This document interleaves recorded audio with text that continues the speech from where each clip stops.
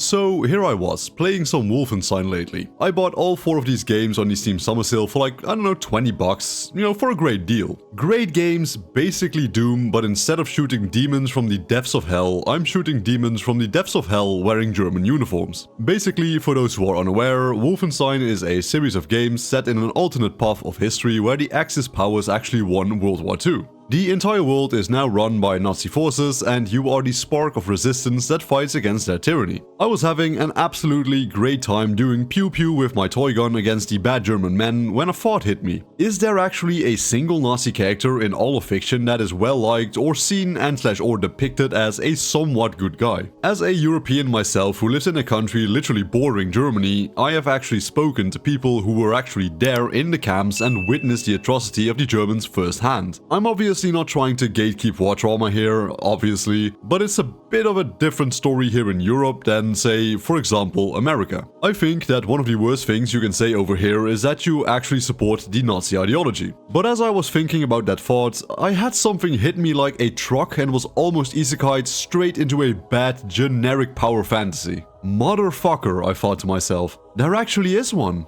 Rudol von Stroheim from JoJo's Bizarre Adventure Battle Tendency is a straight-up Nazi who is generally seen as one of the heroes of that story. So I thought, why not make a video talking about a character who by all means should be hated and despised for his ideologies, but is instead very well liked by the community and admittedly myself. Let's talk about Rudol von Stroheim.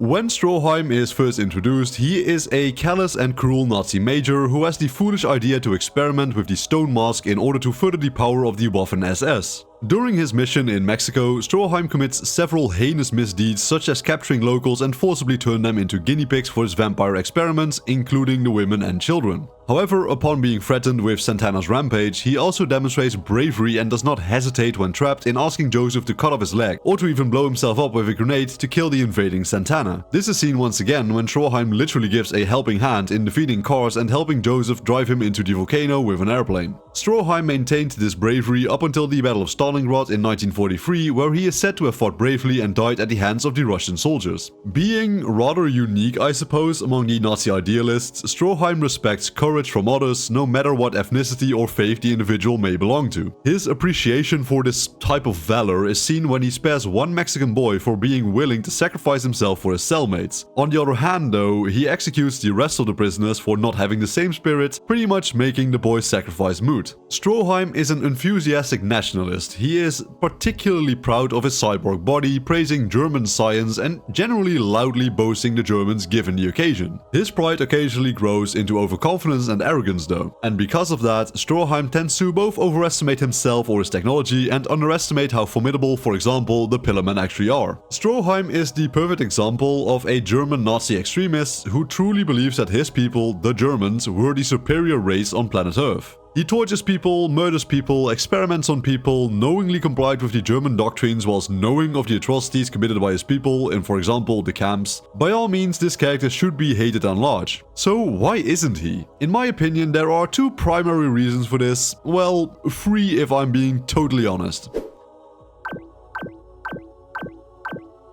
The first reason is that Battle Tendency introduces a shared villain for both the Nazis and the main cast in the Pillarmen. This race once ruled the earth, living at the top of the food chain and consuming humans who regarded them as either gods to be worshipped or demons to be feared. However, because of their great abilities and physique, the race followed the rule of evolution. The higher it evolved, the fewer its population became. They remained unable to overcome their adversity to sunlight, yet were content with their lives regardless. One person among this tribe named Kars did not accept his kind's way of life and sought perfection. This led to Kars creating the stone mask to bring out his race's full potential through acupuncture. The rest of his race disagreed with his methods and did try to stop him. The result of this was Kars and his companion exterminating their entire race save for 2 infants, leaving only 4 Pillarmen remaining. These 4 Pillarmen first appeared in human history roughly 5,000 years ago before Battle Tendency takes place, where they were trying to find a specific stone to unlock the true potential of the mask. They were however unable to find it. So, unable to find the stone, the Pillarmen were forced to hibernate, fusing themselves into a stone wall hidden within a cave under the Colosseum near the 1st century AD.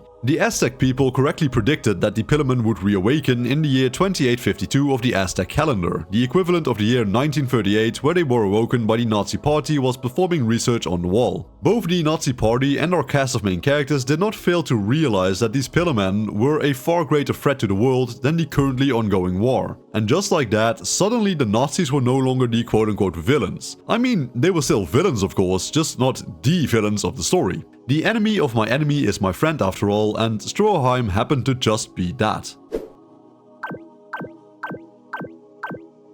The second reason is that even though Stroheim is a literal Nazi and should be chucked into an oubliette just for that, he does have some personal character traits that we tend to associate with the good guys. Bravery, heart for one's country, assertivity, confidence, etc. All of these traits are things we look for in a hero, right? But Stroheim has them too. But then again, Stroheim is in fact a hero for his own people. The perfect example of a Nazi hero to the Nazi forces. If he was literally anything other than a Nazi, he would be the perfect charismatic main character. It's just such a damn shame he is an actual Nazi. But as Joseph Joestar said it best, he's a Nazi, but he's not exactly a bad guy. I don't know what to feel.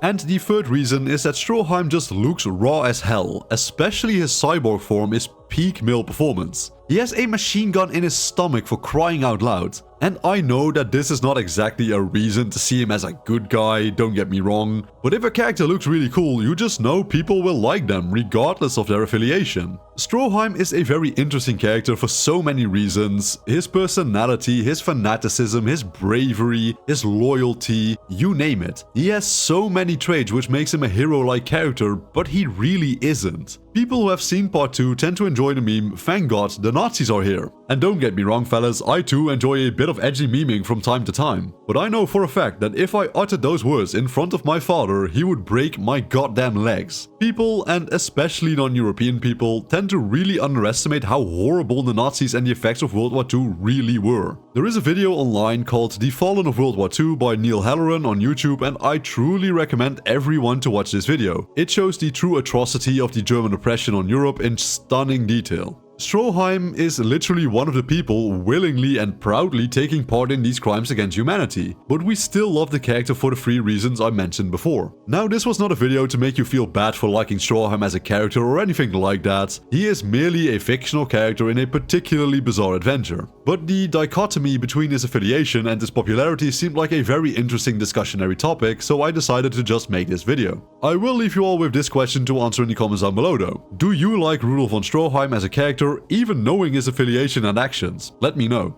Thank you guys for watching today's video. I had a ton of fun writing this video about a franchise that I love and a topic that is still a pretty fresh open wound in a lot of parts of my continent. So if you enjoyed today's video, be sure to leave a like, subscribe and let me know your thoughts in the comments down below. Work hard, study well and eat and sleep plenty, and I will see you all again in the next video. Peace out.